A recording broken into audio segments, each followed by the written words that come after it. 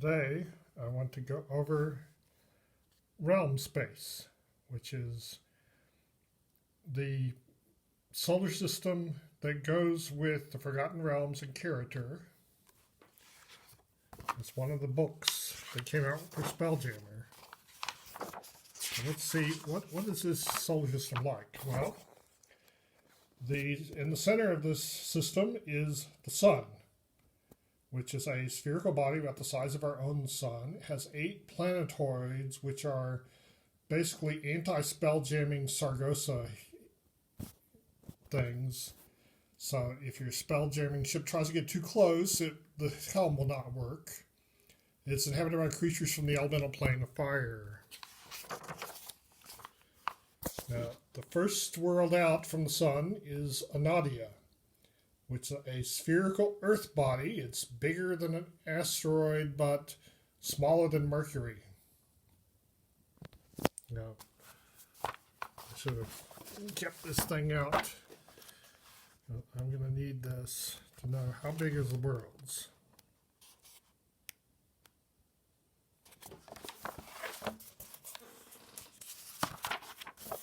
Yeah, so size B, that's from 10 to 100 miles across.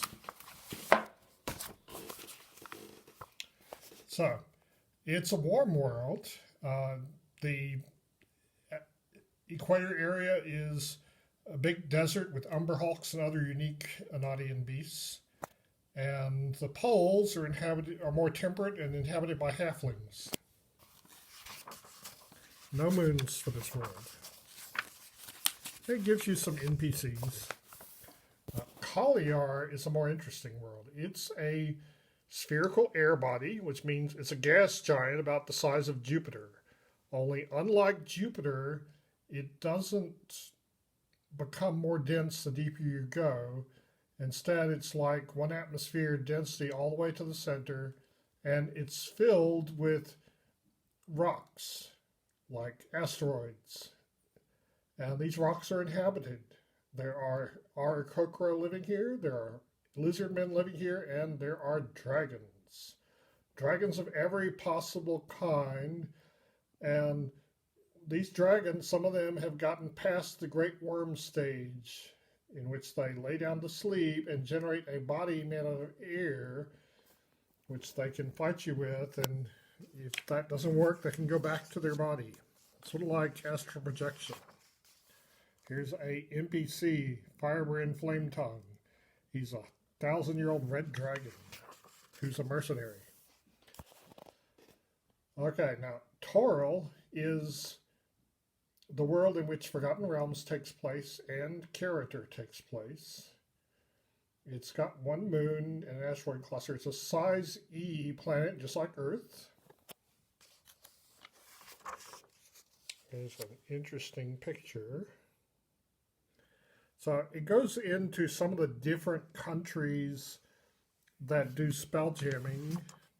For me, the most interesting ones were the Xiaolong, which are like Song Dynasty China, and Wa, which is like Tokugawa Japan.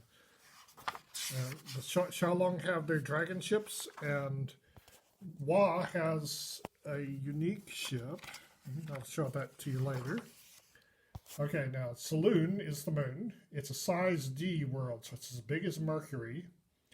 And one side constantly faces Toril, and just like our moon, only it's covered with an illusion that makes it look mostly white. It's actually a desert world, but the other side is more lush.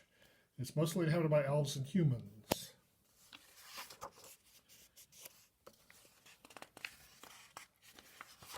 Now, the tiers of Saloon are a couple of asteroid clusters that precede and follow the moon.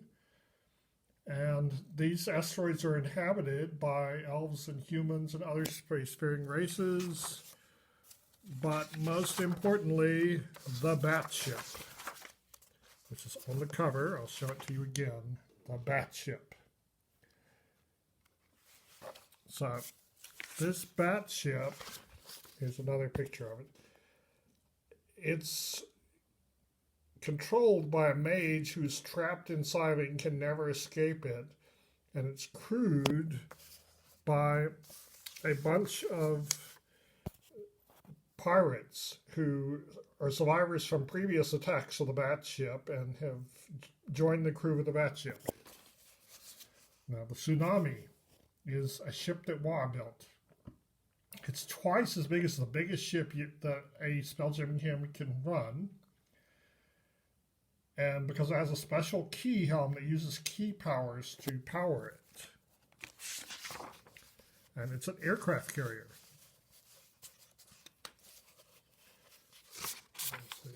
Now, the aircraft that it carries are the Plague of Locusts. A whole bunch of ships that don't even have one hull point. So one hit from a space weapon will destroy them. But it's maneuverability class A, which means it can spin on a dime without using movement points. And its ship rating is 6, so it's a really good fighter. The Flitter, the Elven's fighter, really failed to be an interesting fighter, but the Locust is an interesting fighter. It can hold up to 3 people and can hold a light ballista or a light catapult. It doesn't require anybody. It has a special device to power it that doesn't need spell jamming use, so you don't have to use up spells to control it. Now, the key helm of the Tsunami uses the key powers, and depending what class you are, uses different amounts. A barbarian can't contribute anything to powering the ship. A Bushi can contribute 1 point. Monks can contribute 5 points per level. And different classes have different amounts they can help. And here's some more on the bat ship. It's about a medium-sized ship, but it's got some interesting powers and can rip apart other ships, so that makes it interesting. Okay, now, Kara-Tur is a spherical water body about the size of Mercury, and it's got an ice cap on the poles, and in the equator it's got some floating seaweed on which plants and animals live. And the area in between is just open water. So it's just a water world, lots of aquatic things like aquatic elves and insects and Arctic predators. But one of the interesting things that has orbiting it is this elven base made of a bunch of elven man-o-wars that have been fused together to form a orbiting base. And it's inhabited by 30 elven ghosts. Now, Chandos is a water world about the size of Neptune, and it's sort of like a box of rocks that's been filled with water. It's got a bunch of large spherical earth bodies embedded in it, and it has frequent massive earthquakes. So it's inhabited by barbarian humans, dwarves, and orcs, but they can't really develop civilization when they're constantly racked by massive earthquakes. There's an interesting picture, though. Okay. Now, Glyph is a spherical earth body about the size of Earth, and it's inhabited by mind flayers. More than one nation of mind flayers, and they fight each other. And deep under the Underdark is a human terrorist organization known as the Free Thinkers Union who fights the mind flayers. And this planet has rings, the rings of Gith, which are a bunch of asteroids and ice balls, just like Saturn has. And there's a small port called Haven, where you can trade with the mind flayers if you feel like it.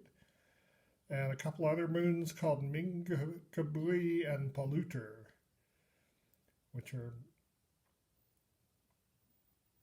one of them's a trading post.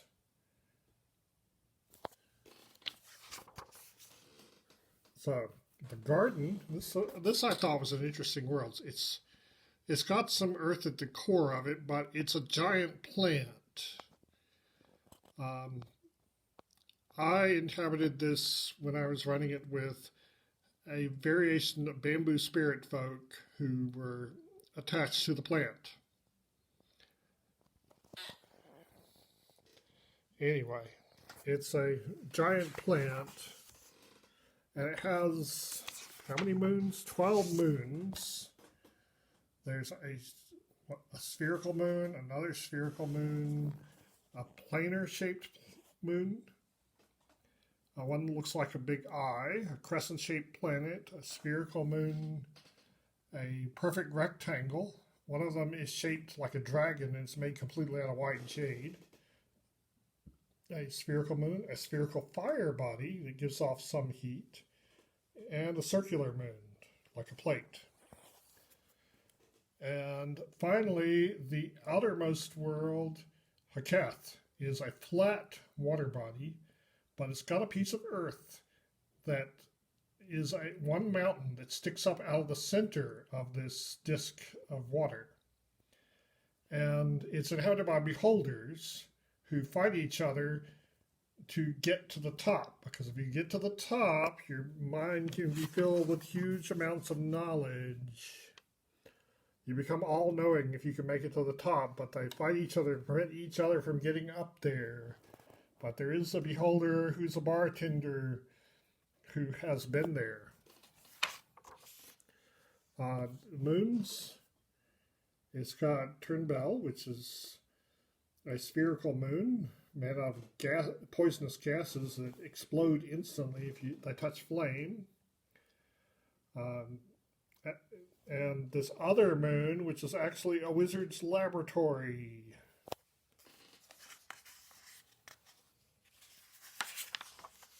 Okay, and another thing it's got is the comet, Kathotek. And the comet is inhabited by ortlings, which are big-brained creatures that the mind flayers like to eat. There's also this thing called the Skull of the Void, which is a mind flayer base. And Caer Windlower is a castle that's been moved from an outer plane, is inhabited by a stone giant. There's the Galleon Nebula and the Color Spray Nebula, and then there's some different, tells about some of the different organizations that live in space here. It's got some scenarios.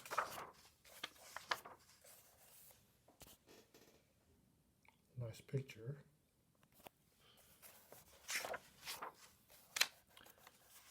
Some new magic items and armaments.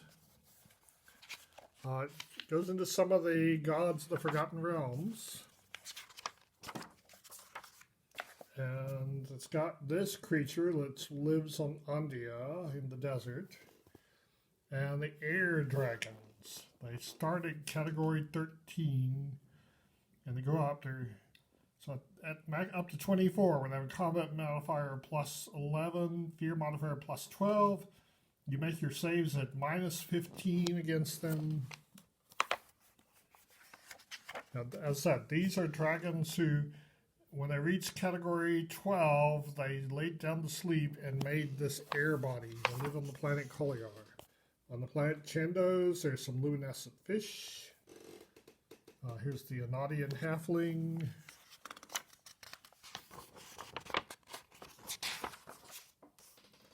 Hellion, which lives on the sun. And the lava worm, which also lives on the sun. And here's an ortling. They live in the comets, and the mind flayers like to eat them. They farm them. And Plains Jan's another Anadian creature. And the giant praying mantis, or gargantuan praying mantis from Carpri. There's the bat ship. I think I already showed you. Yeah. And the tsunami. So, this is the world. Oh, there's a map. I forgot about to show you the map. Let's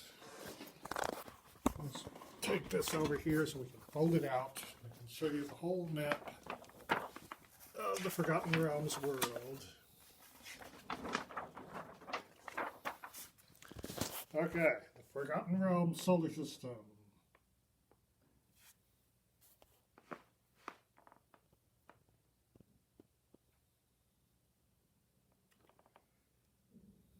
Here's the comet.